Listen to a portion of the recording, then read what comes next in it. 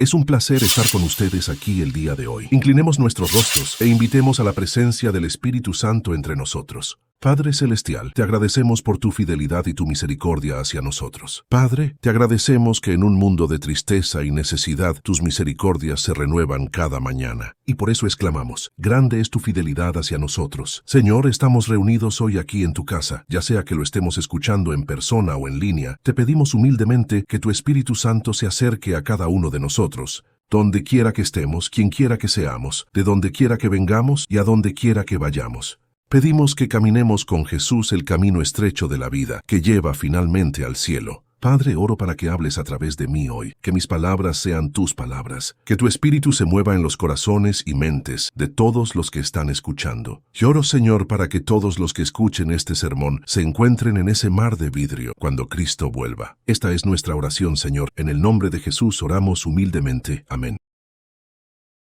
Vamos a empezar con los 7 años de locura de Nabucodonosor. Y algunos de ustedes que estuvieron aquí, ¿fue el miércoles por la mañana cuando estuve hablando? Sí, creo que sí. El miércoles en la mañana hablé de Daniel, que estuvo en el reino de Nabucodonosor en Babilonia. Así que solo un rápido recordatorio de eso. Ahí tienen en la pantalla a Nínive, y cuando Daniel nació en Jerusalén, Nínive y el imperio asirio eran el imperio mundial dominante, y ese era su territorio. Cubrieron toda la fértil media luna, pero el último gran monarca asiria, llamado Asurbanipal, murió en el 626 a.C., y el imperio asirio comenzó a desintegrarse, y desde el suroeste vinieron los faraones agresivos de la dinastía 26. Se movieron para atacar al imperio desde el suroeste, y un hombre llamado Nabucodonosor y su padre, que era el rey de Babilonia, cuyo nombre era Nabopolassar, atacaron juntos la ciudad de Nínive y la destruyeron. Luego persiguieron al resto del ejército asirio y tuvieron una batalla final en Carquemis, que es una de las grandes batallas de la historia antigua. En esa batalla, los babilonios destruyeron los restos del imperio asirio, y los babilonios tomaron esta parte del mundo. Pero Nabucodonosor decidió que también quería tomar a Egipto, así que persiguieron a los ejércitos egipcios todo el camino hacia el sur hasta Memphis, aquí abajo, sobre el río Nilo. Y cuando pasó por Israel en el 605 a.C., ahí es donde conquistó Jerusalén por primera vez. Y ahí es donde Daniel y sus 3 amigos fueron tomados cautivos. Y así se convirtió su imperio como lo ven en pantalla. Y su base estaba en Babilonia. Y Babilonia era el centro del aprendizaje mundial en ese momento. Tenían matemáticas e ingeniería altamente avanzadas, astronomía y astrología. El reino de Nabucodonosor duró 43 años, y los primeros 15 años de su reinado estuvo conquistando el antiguo Medio Oriente. Y los últimos 15 años de su reinado estuvo suprimiendo rebeliones en todo el Medio Oriente. Y es en el segundo tercio de su reinado donde encontramos la historia de los 7 años de locura. Y en esos años intermedios de su reinado, Nabucodonosor fue conocido como el martillo de toda la tierra, o el destructor de las naciones. Que a sus pies se inclinaron los representantes de todas las naciones del mundo de ese tiempo. Y en su tesoro fluyó la riqueza del mundo antiguo. Su ciudad se convirtió en el centro mundial del aprendizaje, y las artes y las ciencias florecieron. Cuando en Daniel capítulo 2, y los adventistas, muchos de ustedes están familiarizados con esto, Dios le dio a Nabucodonosor un sueño. Fue un sueño fascinante. Fue un sueño que trazó el flujo de la historia mundial, desde la época de Babilonia hasta el día hoy, y hasta la segunda venida de Jesucristo. No vamos a entrar en muchos detalles hoy. Sobre este sueño, solamente decir que la interpretación del sueño está en la pantalla. La cabeza era de oro, que representaba a la nación de Babilonia. El pecho era de plata, representando al próximo imperio, los medo-persas. Luego los muslos eran de bronce. Me di cuenta que en esta imagen los muslos no son de bronce. Los muslos son la parte superior de la pierna, así que la imagen técnicamente no es correcta. Pero hagan caso omiso de eso. Se supone que todos los muslos son de bronce, que representaban al próximo imperio, que eran los griegos bajo Alejandro el Grande. Y luego las piernas de hierro representan al Imperio Romano, que vino a continuación. Y el Imperio Romano se divide en las naciones divididas de Europa, aquí abajo en los pies. Y eso es lo que tenemos actualmente. Y lo siguiente que ocurre es que una piedra cortada, no con manos humanas, despedaza los pies del imperio. Y la estatua, todo el imperio colapsa. Y esa montaña llena todo el mundo. Y ese es el reino de Dios, que representa la segunda venida de Jesucristo. Como adventistas, estamos muy familiarizados con este sueño en particular. Bueno, Nabucodonosor caviló en este sueño porque no le gustaba la idea de que todo lo que había construido algún día iba a ser destruido. No le gustó la idea de que estos 43 años de conquista y guerra fueran en vano, así que decidió que él iba a desafiar al Dios del cielo, y se construyó una estatua. En Daniel capítulo 3 leemos la historia, pero esta estatua no era de múltiples metales, era de oro desde la cabeza hasta los pies, y era de 60 codos de altura y 6 codos de ancho. Eso es de unos 90 pies de altura y unos 9 pies de ancho, porque medían en múltiplos de 6 en la antigua Babilonia. Y reunió a los representantes de su imperio en las llanuras fuera de la ciudad de Babilonia, y les ordenó que cuando sonara la música, todos se arrodillaran y adoraran esta estatua. Esta fue la primera unión de iglesia y Estado. Fue una unión de poder político y autoridad espiritual. Nabucodonosor estaba tratando de decir que su reino iba a durar para siempre, independientemente de lo que el Dios del cielo dijera, y por lo tanto, requirió que todos los representantes de todas las naciones conquistadas se inclinaran ante la estatua que él había colocado a las afueras de los muros de Babilonia. Bueno, lo que ocurrió, había 3 muchachos hebreos muy famosos, eran cautivos de Jerusalén, Sadrac, Mesac y Abednego, y cuando la música sonó y todos los representantes de la tierra se arrodillaron, esos 3 chicos no se inclinaron. No conocemos los nombres de los hombres que se arrodillaron, pero sí sabemos los nombres de los hombres que permanecieron de pie. Son sus nombres los que perduraron a lo largo de la historia, no las multitudes que se inclinaron. Si queremos que nuestros nombres duren toda la eternidad, también debemos estar de pie cuando enfrentemos la coacción de la conciencia y la unión de iglesia y Estado persiguiéndonos. La historia no recuerda a aquellos que se inclinaron. La historia recuerda a aquellos que permanecieron de pie. Si vamos al capítulo 3 de Daniel, cuando el rey ordenó a los jóvenes que se inclinaran, cuando sonara la música, esos 3 jóvenes tuvieron una respuesta magnífica. Daniel capítulo 3, versículos 16 al 18. Este pasaje no está en la pantalla, pero se los leeré. Sadrac, Mesac y Abednego, Daniel 3:16, respondieron y dijeron al rey: «Oh Nabucodonosor, no tenemos que responderte sobre este asunto. Si es así, nuestro Dios a quien servimos es capaz de salvarnos del horno ardiente, y nos salvará de tu mano, oh rey. Pero si no sepa, oh rey, que no serviremos a tus dioses, ni adoraremos la estatua de oro que has establecido». Es una declaración magnífica. Ahora, ¿apareció esa estatua de la noche a la mañana? No.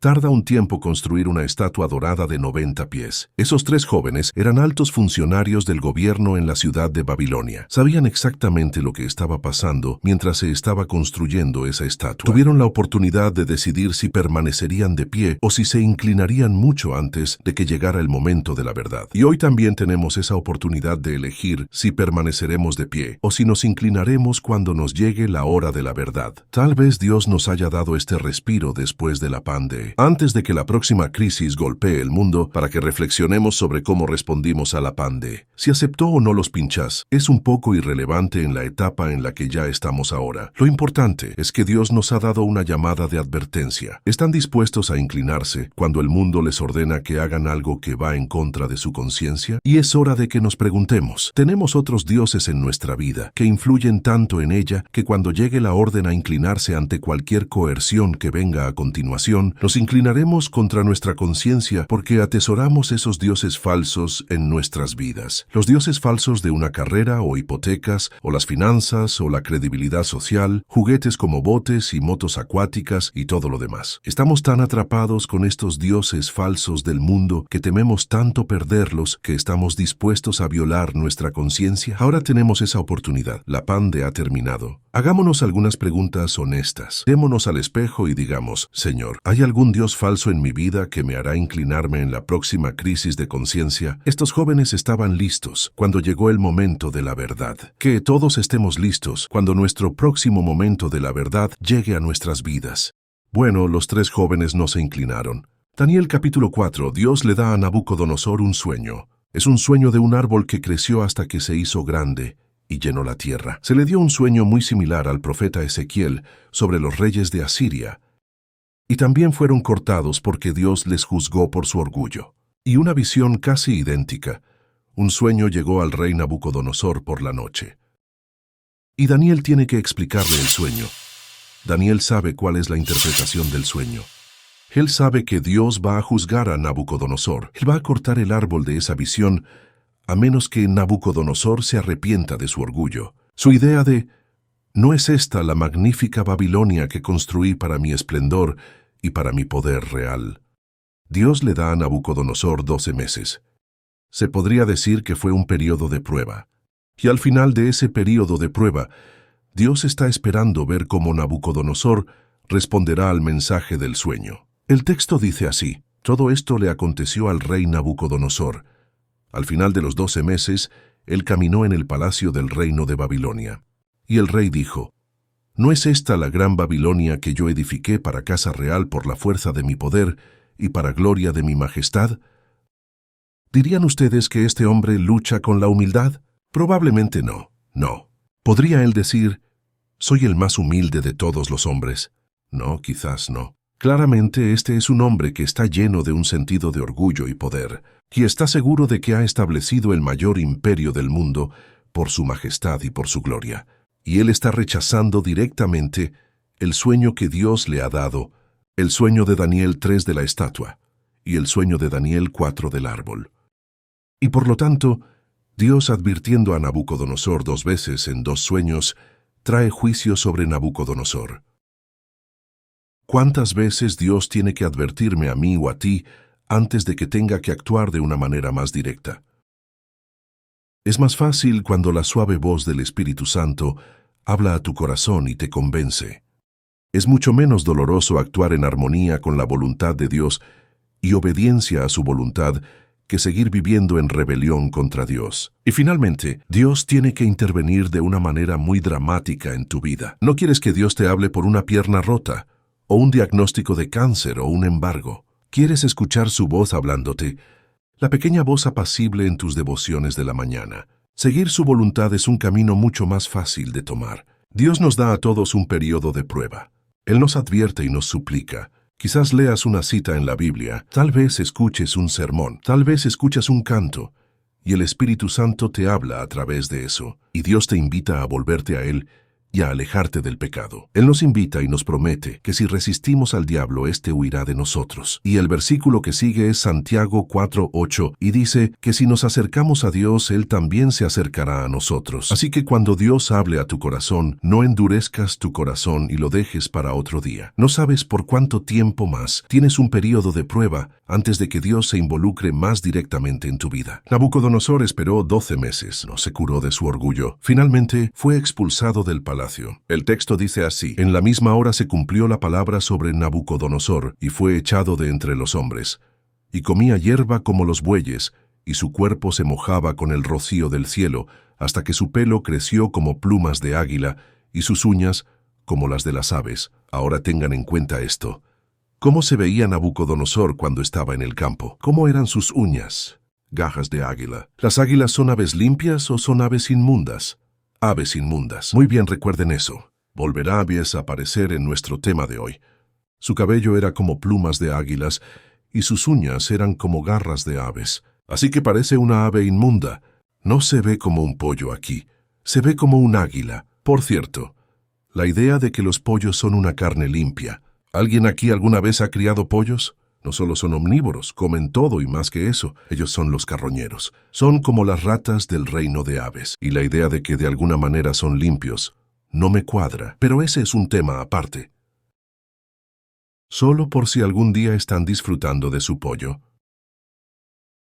Los psiquiatras modernos dicen que Nabucodonosor experimentó lo que llaman licantropía, con la cual actúan, se comportan y creen que son un animal salvaje. Durante 7 años, Nabucodonosor vivió como un animal salvaje en los campos afuera de Babilonia. Y los políticos de ese momento no lo tocaron. Nadie lo mató. Nadie le quitó su trono durante esos años. ¿Por qué harían eso? Porque los antiguos creían que si los dioses te estaban atacando y tenías una enfermedad mental, si te lastimaban, entonces esos dioses se volverían sobre ellos. Y así Nabucodonosor estaba protegido por las creencias paganas de ese tiempo. Nadie iba a tocarlo, aunque estaba loco en los campos, porque no querían que la misma locura cayera sobre ellos. Pero al final de los 7 años de locura, el resultado de su constante desobediencia a los repetidos llamados de misericordia de Dios, Daniel 4:34 dice, al final de los días, que es el final de esos 7 años. Yo, Nabucodonosor, alcé mis ojos al cielo, y mi razón me fue devuelta, y bendije al Altísimo, y alabé y glorifiqué al que vive para siempre, cuyo dominio es sempiterno, y su reino por todas las edades. Así que cuando Nabucodonosor construyó la estatua de oro, había dicho, mi reino durará para siempre. Y ahora en su arrepentimiento, reconoce que solo el reino de Dios es el que durará para siempre. Así que Dios lo curó de su orgullo en los 7 años de locura, en el sentido de que su reino iba a continuar para siempre. Y la parte más hermosa de este versículo es, alcé mis ojos al cielo, y mi razón me fue devuelta. Mientras vivimos nuestras vidas como personas seculares modernas hoy, vivimos nuestras vidas tan centradas en lo material que hemos olvidado que lo que más importa en la vida es el lado espiritual de la vida. Puede que tengas toda la riqueza del mundo, pero si no tienes amor, esperanza, gozo, paz, paciencia, gentileza, bondad en tu vida, lo más probable es que seas miserable. Lo que hace que la vida tenga sentido, lo que hace que la vida sea agradable, lo que hace que la vida sea realmente posible, no es tener dinero en el banco, sino tener paz y alegría en tu corazón. Y gente con millones de dólares en el banco están buscando frenéticamente esperanza, alegría, paz y amor, e intentan cualquier cosa para obtenerlo, hasta que vuelvan sus ojos hacia Dios. Y como occidentales seculares estamos tan concentrados en el juego de pelota delante de nosotros que hemos olvidado que la parte superior del estadio está cerrada sobre nuestras cabezas y ya no podemos ver el espacio abierto. Cuando levantamos los ojos hacia el cielo y el techo del estadio se retira, levantamos los ojos hacia el cielo y vemos la vastidad del espacio y nos damos cuenta de qué es el hombre para que pienses en él. Que Dios cuida esta pequeña mancha de polvo llamada planeta Tierra. Y Dios tiene un cuidado muy profundo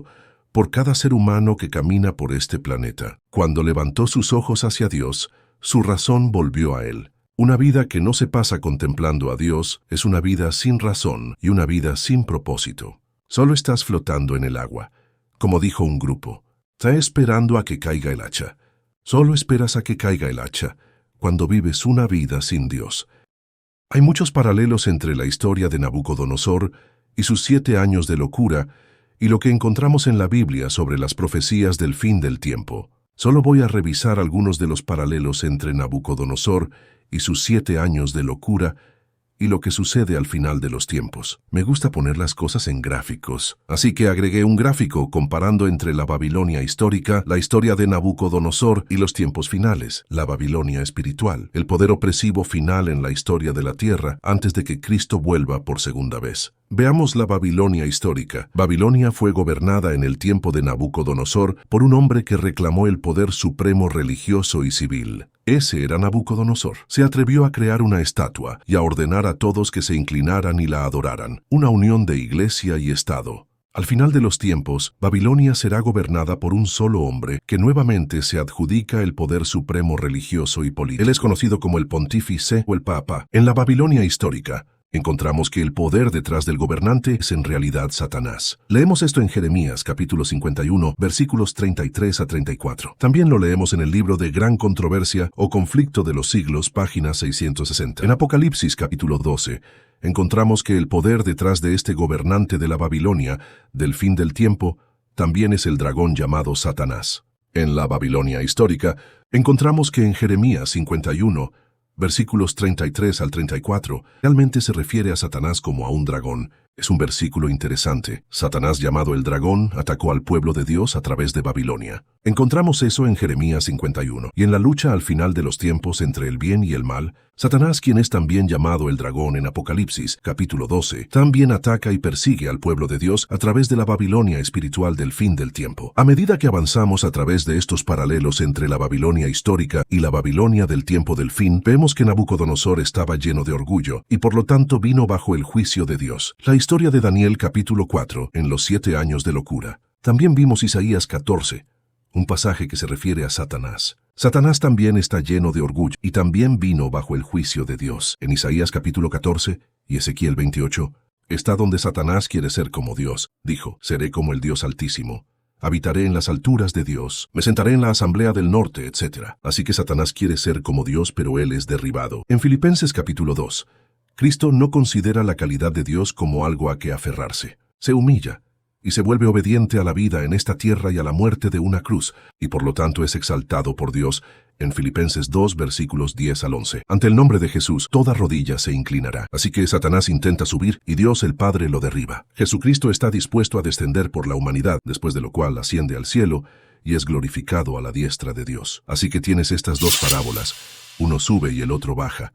Pero Satanás, al igual que Nabucodonosor, está lleno de orgullo y también vino bajo el juicio de Dios. En la Babilonia histórica se erigió una imagen para la falsa adoración. Vemos esto en la estatua de oro que Nabucodonosor erigió. En la Babilonia del tiempo del fin también se levantará una imagen para la falsa adoración, una unión de iglesia y Estado. Vamos a ver eso un poco más tarde esta mañana. Encontramos eso en Apocalipsis 13:14. En la Babilonia histórica, la imagen es de la bestia. Esta imagen es una estatua de Nabucodonosor. Nabucodonosor se vio obligado a vivir como una bestia en el campo. Literalmente fue una imagen de la bestia en la Babilonia histórica. Y en la Babilonia del tiempo del fin, la imagen es de la bestia, que es el sistema papal que se representa como una bestia que sale del mar en Apocalipsis 13, 1 al 10. Algunos paralelos más. En la Babilonia histórica, hubo un decreto que ordenó la falsa adoración obligada a los líderes del mundo. En la Babilonia del tiempo del fin, también habrá un decreto que ordene la falsa adoración a toda la humanidad al final de los tiempos. También en la Babilonia histórica, fue impuesta la pena de muerte a los que no se arrodillaron ante la imagen de la bestia. Esta es la historia de Daniel capítulo 3, de los 3 hebreos que fueron arrojados al horno de fuego. En Apocalipsis 13, en la Babilonia del tiempo del fin una vez más, encontramos no solo sanciones económicas, no poder comprar ni vender, sino que al final de los tiempos se impondrá la pena de muerte a aquellos que no se inclinen ante la imagen de la bestia. Apocalipsis 13:15. Vemos en la Babilonia histórica que bajo el juicio de Dios es condenada por Dios como caída. Encontramos eso en la historia de la Escritura en la pared en el capítulo 5 de Daniel, en la fiesta de Beltsasar. La Babilonia del tiempo del fin es condenada como caída en el mensaje del primer y segundo ángel en Apocalipsis 14:8. Ha caído Babilonia la grande. Así que ambas son condenadas por Dios como caídas. La Babilonia histórica y la Babilonia espiritual del tiempo del fin. Los paralelos continúan. La Babilonia histórica está bajo el juicio de Dios, y la Babilonia caída, que es la ciudad que Nabucodonosor construyó físicamente, nunca más será habitada y se convertirá en habitación de demonios. Es lo que profetizaron Isaías y Jeremías, y hasta hoy en día Babilonia aún no ha sido reconstruida. Saddam Hussein anunció que intentaría reconstruir la antigua Babilonia, y unos años después perdió la vida. Nadie ha logrado reconstruir la antigua Babilonia. Y bajo el juicio de Dios, Nabucodonosor tuvo la apariencia de un ave inmunda de rapiña. Su pelo era como plumas de águila, sus uñas como las garras de águila, ave de rapiña. Y la Babilonia del tiempo del fin también bajo el juicio de Dios. Apocalipsis 18:2 dice que la Babilonia del tiempo del fin se convertirá en habitación de demonios, que es paralelo a la habitación de demonios en la Babilonia histórica, y se convertirá en guarida de todo espíritu inmundo y albergue de toda ave inmunda y aborrecible. Así que cuando Nabucodonosor se ve como una ave inmunda de rapiña, está señalando hacia la Babilonia del tiempo del fin como albergue de toda ave inmunda y aborrecible. Hay muchos paralelos entre la Babilonia histórica y la Babilonia espiritual del tiempo del fin. Y luego en la Babilonia histórica, Nabucodonosor reconoció la soberanía de Dios en el clímax del juicio de Dios. Nabucodonosor levantó sus ojos hacia el cielo y reconoció la soberanía de Dios. Si se fijan en su Biblia, cuando Nabucodonosor exalta la gloria de Dios, dijo en Daniel 4:37, «Yo, Nabucodonosor, alabo, engrandezco y glorifico al Rey del cielo, porque todas sus obras son verdaderas, y sus caminos son juicio o justos, y él puede humillar a los que andan con soberbia». Y así Nabucodonosor afirmó la soberanía y la justicia de Dios al final de sus 7 años de locura. Y después del juicio final en Apocalipsis 20:11 al 12, Satanás también reconocerá la soberanía de Dios en el clímax del juicio final, cuando cada rodilla se doblará y confesará que Jesús es el Señor. El último paralelo es que Dios liberó a su pueblo de la Babilonia caída a través de un hombre llamado Ciro, el rey del este. Él es mencionado en Isaías 45, 100 años antes de que viviera. La historia es narrada en 2 de Crónicas 36. Y en la Babilonia del tiempo del fin, en la crisis final, Dios llama a su pueblo a salir de la Babilonia caída para prepararse para la llegada de Jesucristo. Él también es el Rey que viene del este. Ahí están las citas bíblicas. Hay muchísimos paralelos entre Nabucodonosor, su vida, su experiencia espiritual y sus 7 años de locura, y la Babilonia espiritual del tiempo del fin que encontramos en el libro Apocalipsis. Hay más paralelos que podríamos analizar, pero no quise agregar más hoy. Hay muchísimos paralelos entre la Babilonia del tiempo del fin y la Babilonia histórica. Y cuando leemos las historias de la Babilonia histórica, Dios no solo nos está contando una historia, sino que nos está señalando la crisis que enfrentaremos antes de que Jesús venga por segunda vez. Vale la pena estudiar estas historias y profundizar para ver el significado espiritual de lo que realmente está ocurriendo. Por ejemplo, en Daniel, capítulo 1, le ofrecieron vino y comida de la mesa del rey y él se negó a consumirlo, ¿verdad? Y las denominaciones caídas en el tiempo del fin beben el vino, las doctrinas contaminadas de Babilonia la ramera. Entonces hay muchos paralelos entre Daniel y Apocalipsis, pero estos son solo paralelos históricos y paralelos espirituales entre lo que ocurrió en la Babilonia histórica, con los 7 años de locura de Nabucodonosor, y la Babilonia del tiempo del fin, antes de que Jesús venga de nuevo en las nubes con gloria. Y nosotros estamos viviendo justo antes de la venida de Jesucristo. Así que es importante para nosotros entender estas profecías, no para que nos preocupemos, sino porque nos dan esperanza.